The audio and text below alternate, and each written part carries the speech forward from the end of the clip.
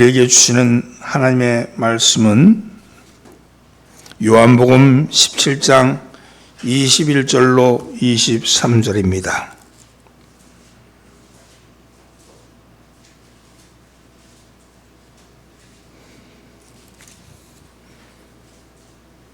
한 목소리로 봉독합니다.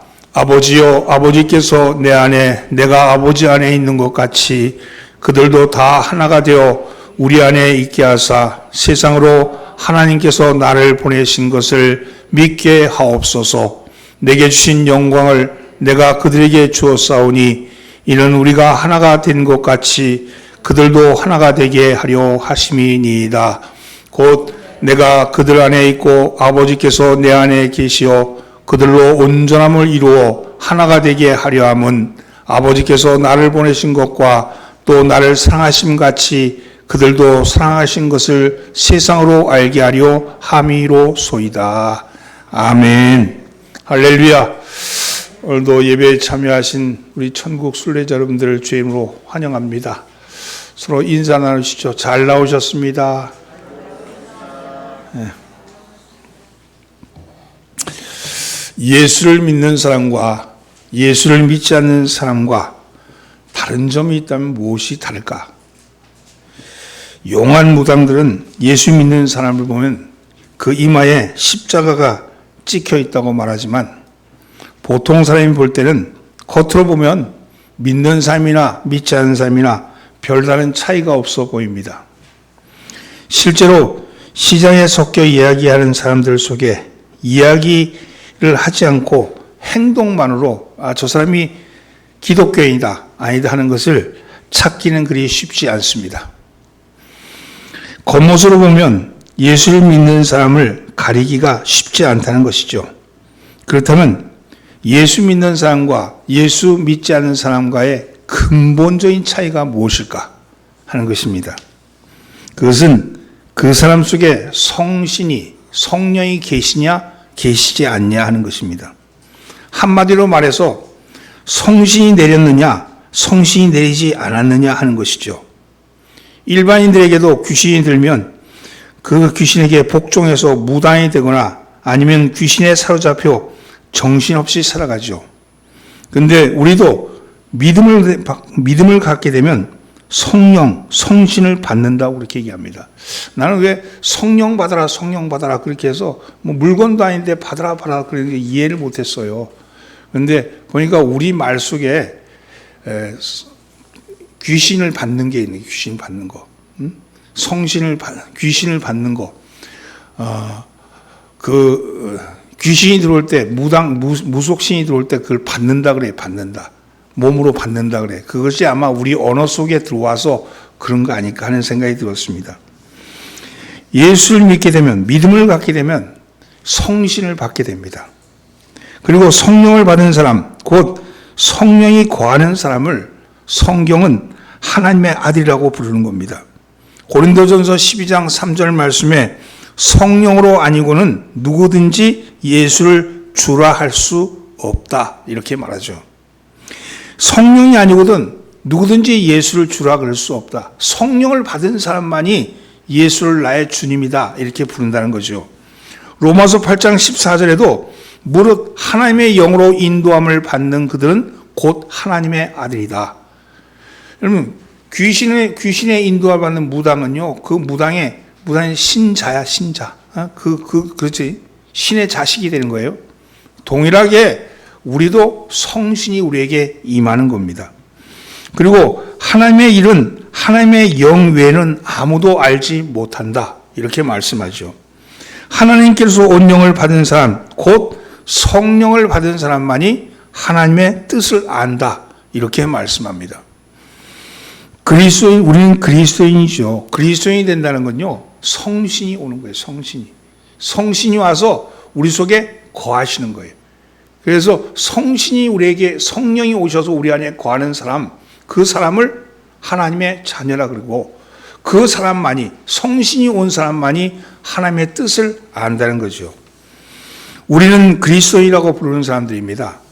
우리가 하나님 앞에 죄인임을 자복하고 예수를 나의 구주, 예수의 피가 내 죄값임을 고백하는 순간 우리에게는 구원이 이루어졌고, 구원이 이루어진 그 사람에게는 하나님께서 보내신 영이 임하신 겁니다.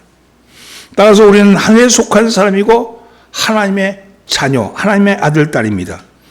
그러므로 하나님의 아들, 딸은 하나님과 하나가 된다, 이렇게 말씀하죠. 예수님이 하나님 안에 있고 하나님이 예수 안에 있는 것 같이 우리가 하나가 그래서 우리가 하나가 된 것 같이 우리도 하나님 안에 있고 하나님이 우리 안에 있어야 하나가 된다는 거예요. 여러분, 자, 그러면 하나님과 하나가 된 우리, 성령이 와서 우리가 하나님과 하나가 된 우리는 어떻게 해야 할까? 하나님의 아들인 우리는 어떻게 해야 하는가? 이것을 오늘 본문이 가르쳐주고 있는 거예요. 우리가 하나님의 자녀가 되었다는 거, 성신이 우리에게 임해서 성신이 우리 안에서 와서 함께 살고 있다는 거, 그런 사람이라면 어떻게 사는 것이 바른 삶일까 하는 것이죠. 첫째는요, 믿음의 증거가 되어야 합니다. 성령이 우리 안에 온 것을 증거해야 되는 거예요. 성령이 우리 속에 함께 거하시는 것을 간단히 얘기해서, 내가 무당이 있어, 무당이 해서 좀 그런데, 무당이 있으면 그 무당이 용한 무당인지 진짜 무당인지 가짜 무당인지 아는 건요, 그가 신이 내린 것에 대해서 신점을 치든지 아니면 그거에 대해서 용한 뭔가가 있어야 되는 거 아니겠어요? 그래야 증거가 되는 거죠. 말로만 내가 신을 받았다 그래서 신을 받은 사람이 아니고, 신을 받은 사람이라면 그 신의 받은 거에 대한 증거가 있어야 되는 거잖아요. 우리 역시도 마찬가지로 믿음의 증거가 필요합니다. 21절 말씀을 함께 봉독합니다. 아버지여, 아버지께서 내 안에, 내가 아버지 안에 있는 것 같이 그들도 다 하나가 되어 우리 안에 있게 하사 세상으로 아버지께서 나를 보내신 것을 믿게 하옵소서. 하나님은 보이지 않는 하나님인데, 보이지 않는 하나님이 예수님 안에 계시고, 그 예수님 안에 계셔서 보이지 않는 하나님과 보이는 하나님이 하나 된 것 같이, 보이지 않는 하나님이 또한 우리 속에 오셔서 우리로 하나님과 하나 되게 된 것, 이것이 세상으로 믿게 하여 주옵소서, 이렇게 얘기합니다. 이것을 직역하면 주님이 무엇을 말씀하시고자 하는 그 내용이 우리들에게 확실하게 와닿는데, 예수님이 원하는 것은 우리가 하나가 되기를 원한다는 거예요. 누구와? 하나님과. 그는 성신이신 하나님과 하나 되기를 원한다는 겁니다. 그리고 그 하나 된 상태에서 주님 안에 우리가 있기를 원하시는 겁니다. 우리가 하나가 되어서 하나님 안에 있을 때, 이것이 세상 사람들에게는 당신이 하나님께로 온 증거가 된다는 것이죠.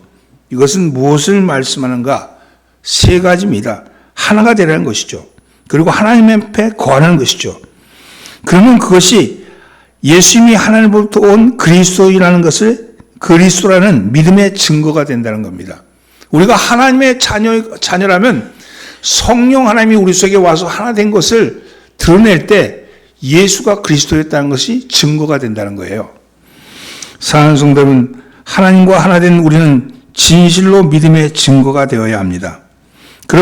그리하면 성령님이 친히 우리와 우리의 영과 더불어 하나님의 자녀인 것을 증언하시겠다고 말씀합니다.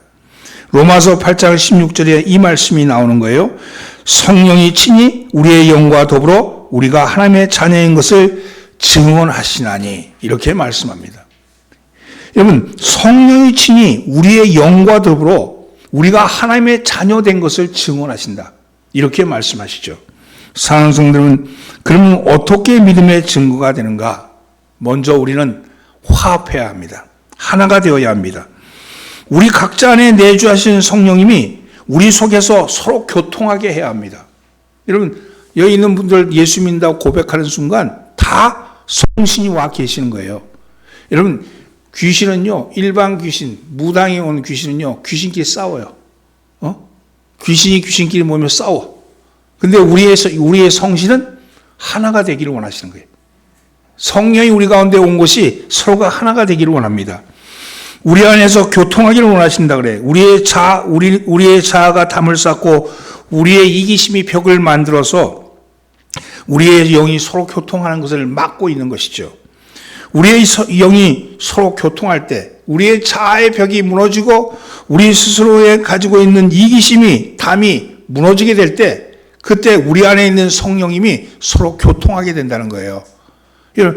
여러분, 한 사람 한 사람에게 다 성신이 와 계신데 그 성신이 서로 교통하는 것은 이기심의 담, 자아의 벽, 이런 것들이 우리를 막고 있는 것이죠.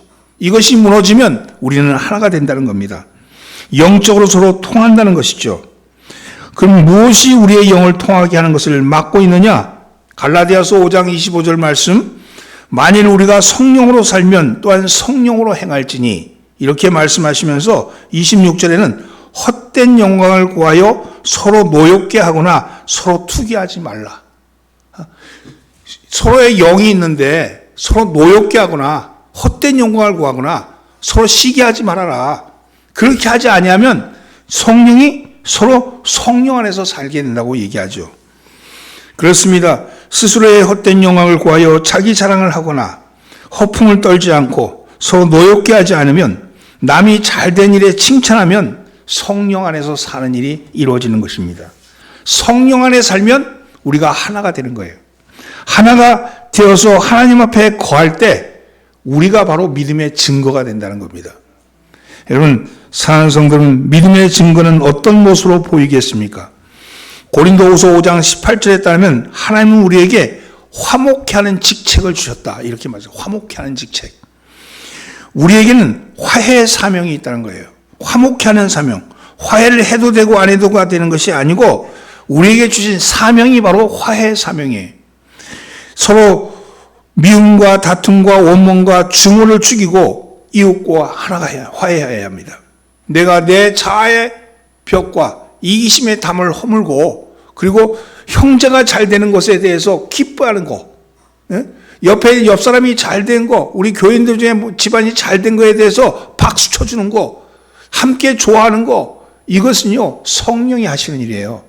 일반적인 사람들은요 옆에 있는 사람이 잘 될 때 시기와 질투심, 불일듯이 일어나. 얼굴은 잘 됐다고 얘기하면서 속에서는 막 시기심이 일어나는데, 우리는 진정으로 잘 되는 거 기뻐하고 즐거워하고 이래야지 성령이 교통하시는 거예요. 하나 되게 된다는 거예요. 하나님은 이삭을 양보하는 사람, 화해하는 사람으로 만드셨죠. 보여주셨죠. 그래서 화해하면 이삭의 복이 임하는 거예요. 이삭의 복이. 이삭의 복이 어떤 복입니까? 이삭의 복은요, 우물을 팔 때마다 그 우물이 샘이 솟았어요. 이삭은요, 다른 데는 다 흉년을 받는데 그는 100배의 소득을 냈어요. 이건 뭘 얘기하냐면 하나님이 함께 하심으로 인해서 그가 하는 모든 일이 형통해진다는 거예요. 오늘 여러분, 내 삶에 형통함이 없다, 그러면 이런 걸 생각해 봐야 돼. 내가 과연 내 믿음의 형제들 간에 화해의 사명을 하고 있는가? 혹 나는 이기심의 담, 혹은 내 자아의 벽을 쌓고서 나만 예수하고 있지 않는가 하는 것을 생각해 보아야 합니다. 여러분, 서로 사랑하십시오. 그러므로 믿음의 증거가 되시길 예수로 축원합니다. 옆에 있는 사람이 인사하면서 사랑합니다. 두 번째는 하나님의 영광을 드러내셔야 합니다. 따라서 하나님의 영광을 드러냅시다. 22절 말씀을 함께 본구합니다. 내게 주신 영광을 내가 그들에게 주었사오니 이는 우리가 하나가 된 것 같이 그들도 하나가 되게 하려 함이니이다. 자, 여기 이 말씀 요한복음 14장 20절 말씀에 그날에는 내가 아버지 안에, 너희가 내 안에, 내가 너희 안에 있을 것이다, 이렇게 말씀하셨어요. 그리고 오늘 말씀은요, 그렇게 우리가 하나가 되면 하나님의 영광을 우리에게 주신다, 이렇게 말씀합니다. 여기서 우리에게 주시는 하나님의 영광은 무엇이겠습니까? 여러 가지를 얘기할 수 있지만 능력입니다. 능력. 에베소 3장 16절, 우리의 속사람의 능력은 하나님의 영광과 성령으로 말미암는다, 이렇게 말씀해요. 우리 속사람의 능력이 나타난다는 거예요.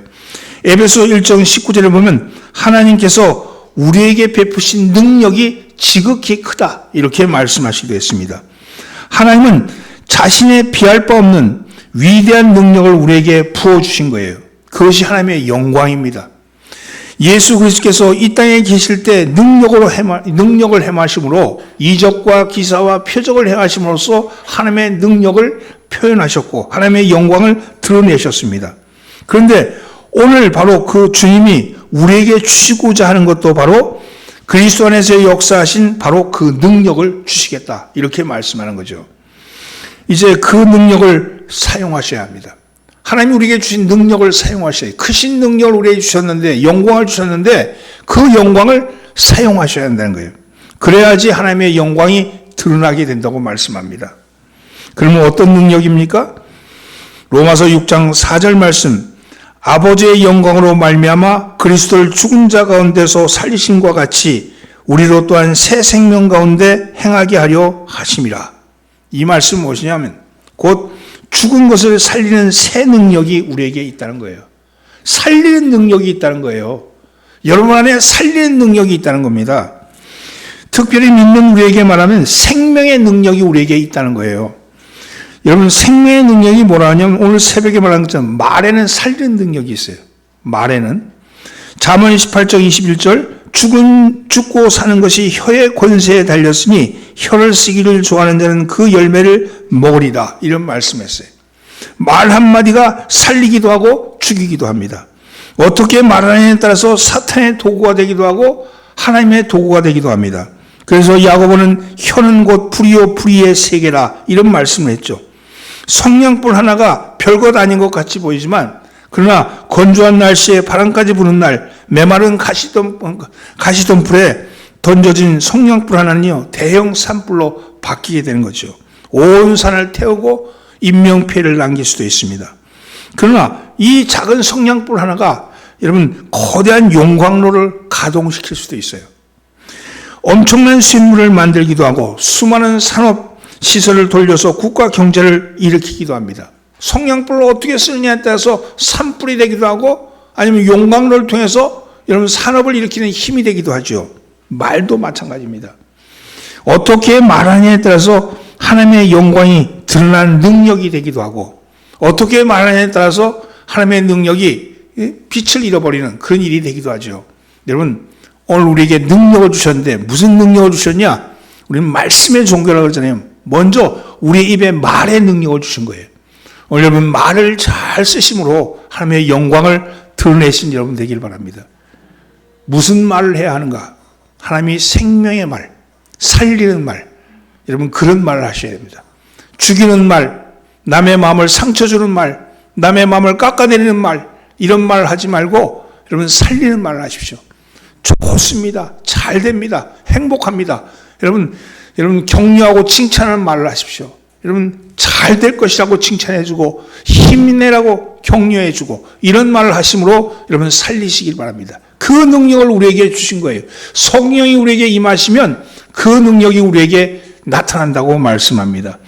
사랑하는 성도는 하나님의 영광이 임했을 때 베드로에게는 계집종의 앞에서도 두려움에 떨던 입술이 미문 앞에 앉은 안진뱅이를 일으켰고 대제사장 앞에서도 담대히 복음을 증거할 수 있었습니다. 왜 그렇습니까? 하나님의 영광이 그에게 임했기 때문에 그 말의 능력이 나타난 거예요. 오늘 여러분 말의 능력을 사용하셔서 여러분의 삶을 바꾸시기 바랍니다. 내 인생을 어떻게 바꾸면 좋아요? 내 인생을 어떻게 하면 좀 행복하게 만들 수 있어요? 이렇게 말하는 사람에게 저는 이렇게 얘기합니다. 말부터 바꾸십시오. 말부터. 여러분, 여러분의 말을 바꾸면 여러분의 인생도 바뀝니다. 여러분, 다른 거 내가 습관 이런 거 저런 거 투자 이런 거 할 필요도 없어요. 말부터 바꾸십시오. 말을 바꾸기 위해서는요, 여러분들 속에 마음에 긍정의 마인드가 있어야 돼요. 긍정의 마인드. 긍정의 마인드는 어디서 나오냐? 절대 긍정이신 하나님에게서 나와요. 하나님을 의지하는 자에게는 긍정의 마음이 들어가고요. 긍정의 마음이 들어가는 사람에게는 긍정의 말이 나옵니다. 오늘 여러분 살리시는 말로 여러분 형제를 살리는 여러분 되기를 예수님으로 축원합니다. 세 번째요. 따로 사랑을 실천해야 합니다. 하나님의 사랑을 실천해야 합니다. 23절 말씀에 함께 봉독합니다. 곧 내가 그들 안에 있고 아버지께서 내 안에 계시어 그들로 온전함을 이루어 하나가 되게 하려 함은 아버지께서 나를 보내신 것과 또 나를 사랑한 것 같이 그들도 사랑하신 것을 세상으로 알게 하려 함이로소이다. 내가 그들 안에 아버지께서 내 안에 계셔서 그들로 온전함을 이루어 하나가 되게 하려는 것은 하나님이 우리를 사랑하신 것을 세상이 알게 하려 합니다. 이렇게 말씀합니다. 주님이 오신 가장 큰 목적은 여러분 요한복음 3장 16절 하나님이 세상을 이처럼 사랑하사 독생자를 주셨으니 이는 그를 믿는 자마다 멸망치 않고 영생을 얻게 하려 하심이다. 이렇게 말씀하셨잖아요. 여러분 여기 그 대전제가 뭐냐면 하나님이 세상을 사랑하사예요. 이게 하나님에 대한 개념이 바뀌는 거예요. 구약의 하나님은 어떤 하나님입니까? 죄에 대한 심판의 하나님이잖아요. 죄에 대한 심판 하나님. 그래서 그 죄 때문에 날마다 번제물을 갖다 드리고 화목제물을 드리고 양을 잡고 소를 잡고 비둘기를 잡고 그래서 드려서야 뭔가 화해가 되는 하나님이었고, 그런데 그 하나님이 사랑의 하나님이라는 겁니다. 그 사랑의 하나님이 우리에게 오신 것은 우리를 사랑하신 것을 세상이 알게 하기 위해서 오셨다. 이렇게 말하죠. 여러분 영생이라는 것은 지난주에 말씀드린 것처럼 내주하심이라고 했죠. 우리 안에 내주하심. 우리가 하나님과의 사이가 신이 우리에게 오셨어. 성신이 우리에게 오셨어. 그래서 하나님이 우리 속에 거하시는 것, 하나님이 우리와 함께 하시는 것, 그게 영생이라고. 그게 우리가 영생을 사는 거라고 말씀하셨잖아요. 하나님이 내 속에 사는 것이 영생하는 거예요. 오늘 여러분 성령이 여러분들 속에 오셔서 내주하심을 기억하시기 바랍니다. 그 성령님은 인격적인 분이어서 악령, 귀신은요 그 사람을 지배하지만 성령님은 우리를 인격적으로 우리의 요청과 우리의 요구에 대해서 인도하시고 들어주시는 분이라고 그랬죠. 억지로 끌고 가지 않는다 그랬잖아요. 내가 원하지 않는데 끌고 가지 않는다는 거예요. 그분은 우리를 인도하시는 분이라고. 우리가 그에게 요청하고 우리가 결심하고 우리가 이렇게 살기를 원합니다. 그러면 그렇게 원하는데 그렇게 원한다고 해서 억지로 또 질질 끌고 가는 게 아니고 그 원하는 방향으로 만들어 가시는 거예요. 더불어 만들어 가시는 거예요. 상황을 만들어 주시고 삶의 자리를 만들어 주시는 거죠. 여러분 여기에 가장 근본적인 그 전제가 뭐냐면 하나님에 대한 전적인 신뢰입니다. 하나님은 좋으신 하나님이다. 내가 실패하더라도, 내가 망하더라도, 내가 안 되더라도, 내가 병이 들더라도 이것을 통해서 하나님은 나에게 더 좋은 것으로 이끌어 주실 것이라는 확실한 믿음을 가지셔야 돼요. 그 믿음이 전제되어 있어야 돼요. 두려워하지 마십시오. 염려하지 마십시오. 내가 지금 망했다고 망한 것이 아니고요. 내가 병들었다고 해서 내가 죽을 것이 아니라는 거예요. 이것을 통해서 하나님이 나에게 무언가를 하시고자 하는 계획이 있다는 거예요. 그걸 인도해 주심이죠. 이것에 대한 전적인 신뢰를 가질 때 여러분은 어떤 모습이든지 쓸 수 있습니다. 병들지 아니했다면 하나님 보지도 않았어. 그런 사람이 있고요. 여러분 망하지 않았으면 하나님 찾지도 않았어. 그런 사람도 많아요. 또 어떤 사람은 망함으로 인해서 자기가 가던 길을 완전히 바꾼 사람들도 많아요. 여러분 그것은요 하나님의 인도하심입니다. 전적인 인도하심입니다. 오늘 여러분의 놓여있는 상황이 내가 안 좋은 상황이라고 말하지 말고 이 상황 속에서 하나님이 어떻게 역사하시는지 어떤 모습으로 나에게 만지시는지를 민감하게 바라보시는 여러분 되기를 주의 이름으로 축원합니다. 성령에 사로잡힌 사람은요 끊임없이 하나님의 가르침을 받으며 자기의 삶을 성찰합니다. 말씀에 자기의 삶을 비추어서 나를 보는 거예요. 성경 속에 나타나는 하나님의 섭리를 발견하고 우리의 역사에서 하나님의 뜻을 깨달아서 실천하는 것이 바로 성령의 사역이고 역사입니다. 그분이 나를 이끌어 가시는 거예요. 여러분 성령님께서는 우리로 하여금 하나님의 뜻을 알게 하십니다. 그리고 역사하시는 하나님의 놀라운 일을 선포하게 하고 또 널리 알리게 하고 우리가 자랑하게 합니다. 오늘 여러분들 속에 그분이 멀리 떨어져 있는 분으로 보지 말고 내 속에 오셔서 내 안에서 함께 하시는 분, 그리고 내 부족함을 채워주시는 분, 나를 가르쳐주시는 분. 그래서 보혜사라고 그랬잖아요. 보혜사. 보호하고 가르치신다는 거 아니겠어요? 여러분 그분을 전적으로 의지하시는 여러분 되기를 주의 이름으로 축원합니다. 그런데 우리는 그 하나님을, 우리 안에 사시는 그 하나님을 어떻게 느낄 수 있을까? 그 하나님이 나와 함께하는 걸 어떻게 느낄 수 있을까? 그것은 요한일서 4장 8절 말씀에 이렇게 말씀합니다. 하나님은 사랑이심이라. 하나님은 사랑이다. 사랑하지 않는 사람은 하나님을 알 수 없다는 거예요. 사랑해야 된다는 거죠. 여러분 가운데 하나님이 와 계심을 어떻게 알 수 있습니까?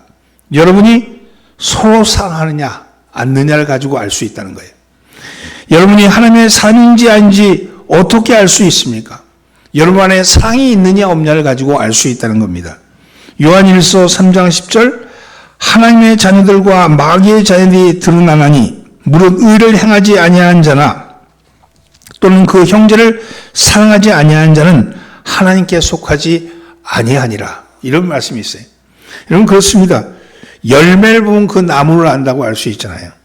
나는 어떤 사람을 만나서 그 속에 하나님이 있느냐 없느냐 하는 것을 몇 마디 말만 나눠봐도 알 수 있습니다. 이것은요, 내게만 가지고 있는 특별한 능력이 아니고 여러분도 금방 알 수 있습니다.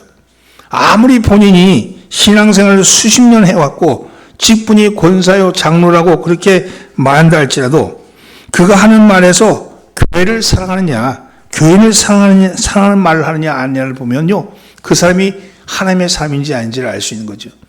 만나는 사람들마다 앉아서 교회 욕을 하고 앉아있고, 교인들 비난하고 앉아있고, 목사 우습게 여기고 있고, 이런 사람은요, 백날 해도 그 사람 안에는 사랑이 없는 거죠. 여러분, 하나님의 사람은요, 사랑할 수밖에 없는 거예요. 저 사람이 나에게, 저 교인 나에게 못마땅하다 할지라도, 그것도 안타까운 거잖아요. 못마땅한 것도 안타까운 거 아니겠어요? 그 안타까움을 가지고 그를 사랑하는 말을 해야죠. 그 사랑을 표현해야죠. 여러분, 그래야지 진정한 하나님의 자녀인 겁니다. 교회를 사랑하지 않는 자는 하나님의 자녀가 아니라 마귀의 자녀라 그랬습니다. 교인들이 많은 교회나 교회 전통이 있는 교회는 잘 모르는데 사실 한 사람 교인도 아쉬운 우리 같은 개척교회 같은 이런 교회에서는 교인을 잘 받아야 합니다. 여러분, 어디서 그 속에 하나님이 없는 권사, 집사를 받았다가 교회 성장은커녕 교인을 상처받고 목회자의 힘을 소진받는 경우가 딱 많죠. 교인이 새로 들어왔는데 권사라고 집사라고 왔는데 보니까 사랑이 전혀 없어. 어디서 상처만 많이 받고 와가지고는 그냥 비난하고 이러면요, 그 교회는 가뜩이나 교인도 몇 명 없는데 하나 들어와가지고 그렇게 상처를 주면 교회가 박살나는 거예요. 여러분 조심하셔야 합니다. 그래서 사도 베드로는 우리를 향해서 근신하라 깨어라 너희 대적마귀가 우는 사자같이 두루다니며 삼킬잘 찬다 이렇게 말합니다. 바울은 디모데에게 지도자가 되고자 하는 자는 비방과 마귀의 올무에 빠질까 염려하라 이런 말씀도 했어요. 지도자급 사람에게는요, 마귀의 올무가 있다는 거예요. 사랑하는 성도는 특히 임원 여러분들은 마귀의 올무에 조심하셔야 됩니다. 마귀는요, 오래 신앙생활 하다 보면 그냥 습관해야 되는 거예요. 오래 살면 신혼 때는 아주 사랑이 막 깨 쏟아지듯 하지만 오래 살게 되면 사랑이 있는지 없는지도 모르잖아요. 그런데 사실은 그거는요, 신혼 초기에 하는 그 사랑과는 다른 사랑이 있는 거예요. 속 깊은 사랑이 있는 거죠. 그 속 깊은 사랑하지 못하는 사람, 그것 아니고 신혼 초의 사랑만이 사랑인 같이 여기는 사람들은요, 금방 그 씻고 말고요, 금방 이혼으로 달려갑니다. 여러분, 초기에 알콩달콩한 사랑은요, 속 깊은 사랑으로 바뀌어야 되는 거예요. 우리 교회, 근데 이 오래된 교회 같은 경우는 속 깊은 사랑만이 있어가지고, 새로 오는 사람에 대한 그 배려가 약한 거예요. 새로 오는 사람은 알콩달콩한 사랑을 원하잖아요. 그럴 때는, 여러분, 오래 있던 사람이 그 알콩달콩한 사랑에 맞춰주셔야 됩니다. 그래야 교회가 정착이 되는 거예요. 교인이. 여러분, 우리가 하나님 안에서 하나 되기 위해서는 사랑을 실천하셔야 합니다. 다른 사람에게는 엄격하고 자신에게는 한없이 관대한 사람이나 교인들에게는 엄격하고 세상 사람에게는 한없이 관대한 사람이나 가족에게는 엄격하고 만난 이웃에게는 한없이 관대한 사람이나 하나님에게는 인색하면서 자기에게 풍요로운 사람은요, 이런 사람은 하나님의 사랑이 없는 사람입니다. 하나님의 사랑이 없는 거예요. 자기 가족에게는 험격하면서 다른 사람에게는 막 이렇게 퍼주는 그런 남편. 이건요, 그 남편 자격이 없는 거죠. 그렇잖아요? 다른 사람에게 잘해주듯이 가족에게는 더 잘해줘야 되죠. 다른 사람에게 베풀듯이 가족에게는 더 많이 베풀어야 되죠. 근데 가족은 무시하고 밖에 있는 사람한테 잘 베푸는 사람 있잖아요. 옛날 우리 어른들은 또 그런 경향이 많았어요. 근데 지금은 그렇게 했다가는 바로 쫓겨나거나 아니면 황혼 이혼당해. 그러니까 이런 거 잘 하셔야 됩니다. 교인도 마찬가지죠. 오히려 자신에게는 엄격하고 다른 사람에게는 관대하며 교인에게는 예의를 다하고 세상 사람들에게는 사랑을 표현하고 가족에게는 관용을, 이웃에게는 포용을 베푸는 사람이 진정 하나님의 사랑을 가진 사람이죠. 여러분, 그런 사람이 바로 세상 사람들이 인정하는 사람 아니겠습니까? 특별히 하나님 앞에 인색하지 마셔야 합니다. 보이는 사람 앞에 인심을 쓰면서 보이지 않는 하나님 앞에 인색하지 마셔야 합니다. 사람에게는 말을 하지 않지만 하나님께 한 약속은 꼭 지키셔야 합니다. 보이지 않는 하나님, 듣는 것 같지 않은 하나님이 바로 밖에 있는 게 아니라 우리 안에 계시기 때문입니다. 여러분, 보이지 않지 않은 게 아니라 우리와 함께 하시는 거예요. 내가 하나님께 약속했으면요, 하나님 모르겠지. 그게 아니라 내 속에 계신 분이 어떻게 모르겠어. 여러분, 자기에게 인색하는 사람이 여러분 어찌 풍요로워 보이겠습니까? 겉은 아무리 치장한다 하더라도 속에 계신 하나님이 헐벗고 있는데 나중에 불이 내려와서 겉에 것은 다 태워버리고 속만 남았을 때 부끄럽지 않겠습니까? 사랑하는 성도님, 하나님은 사랑이십니다. 여러분과 함께 살아가시는 성신님, 그분은 사랑이십니다. 그 하나님이 여러분과 함께 살고 있음을 세상 사람들로 알게 하셔야 합니다. 그러기 위해서는 어떻게 해야 합니까? 먼저 내 안에 있는 하나님을 사랑하셔야 합니다. 자기를 사랑하지 않으면요, 남을 사랑할 수 없어요. 그죠? 근데 자기 안에 성령님이 계심을 알면 우리는 저절로 사랑할 수밖에 없는 거예요. 오늘 사랑하는 성도는 하나님의 사랑이 여러분의 삶의 지경을 새롭게 할 줄 믿습니다. 오늘 새로운 눈을 뜨게 되십시오.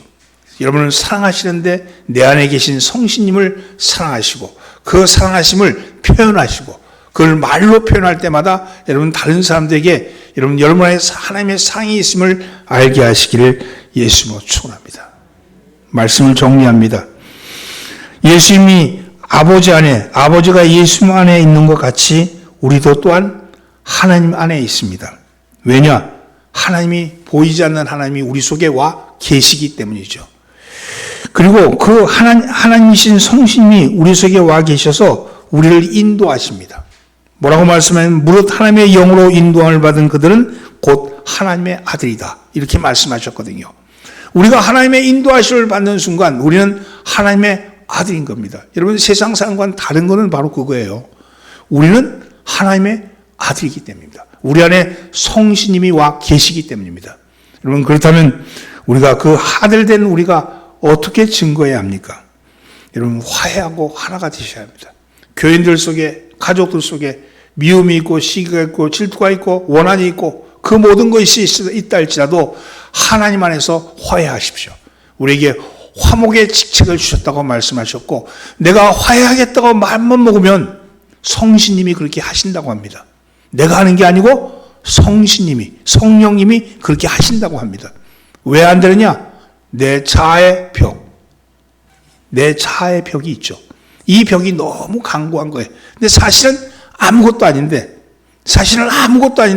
그저 사람에게 부끄러울까봐 자기에게 전문적인 용어로 쪽팔릴까봐 그래서 안 하는 거예요. 그러지 마세요. 성령님께 복종하십시오. 그러면 여러분의 문제들이 많은 부분의 관계의 문제들이 풀어질 줄 믿습니다. 두 번째는요. 능력 있는 말을 씀으로 인해서 하나님의 영광을 드러내십시오. 여러분의 말이 능력이라고 그랬어요. 영광이 우리에게 오셨는데 그 영광은 말을 통해 드러난다는 거예요. 우리의 말을 어떤 말을 쓰느냐가 여러분을 이끌어갑니다. 여러분 긍정적인 말, 격려하는 말, 칭찬하는 말, 힘을 주는 말, 사랑하는 말 이런 말을 하면 여러분은 그런 쪽으로 이끌어가는 거예요. 아유 내 팔자가 이래서 이래. 난 안 돼. 내 운명은 이래. 맨날 앉아갖고 자기를 비하하면 여러분 자기의 운명도 그렇게 가는 거예요. 그럼 말이 나를 이끌어간다는 생각 가지고 이번 주간에는 내 말을 살피시기 바랍니다. 내가 무슨 말을 많이 하는가 평상시에. 주로 나이 드신 분들 아이고 죽겠다 아이고 죽겠다 그런 얘기 많이 하지. 죽겠다는 얘기 많이 하죠. 아이고 죽겠다 아이고 죽겠다. 그 죽겠다는 것을 여러분 내 자아가 죽겠다로 바꾸세요. 내 자아가. 내 자아가 죽어야 되는데. 아이고 내 실패가 죽어야 되는데. 죽겠다는 말의 의미를 바꿔놓으세요. 말이 그렇게 나온다 할지라도 말을 바꿔놓는 거예요. 의미를. 내 자아가 죽어야지. 내가 내 욕심이 죽어야지. 내 이기심이 죽어야지. 이게 죽으면 내 속에 있는 성령님이 살아서 우리를 좀 이삭의 축복으로 축복하신다고 말씀합니다. 세 번째는요. 하나님이 우리를 사랑하신 것을 세상이 알게 하셔야 합니다. 세상이 하나님이 우리를 사랑하고 있구나 한 것을 세상이 알게 하십시오. 그리하게 될 때 여러분은 진정 하나님의 오늘 설교 말씀처럼 하나님의 아들들입니다. 우리는 그렇게 될 줄 믿습니다. 기도합니다. 하나님의 우리 안에 우리가 하나님 안에 있는 것을 세상이 알게 하여 주옵소서. 우리가 하나 되고 화해하고 하나됨으로 인해서 하나님의 증거가 되게 하여 주옵시고 우리가 쓰는 말이 하나님의 영광을 드러내는 말이 되게 하므로 능력으로 드러나게 하여 주옵소서. 하나님이 우리를 사랑하신 것을 세상이 알게 되기를 원합니다. 우리 속에 사랑이 있음을 알게 하여 주시고 그 사랑이 실천적인 사랑인 것을 알게 하여 주옵소서. 우리를 권하신 예수님의 이름으로 기도하옵나이다. 아멘.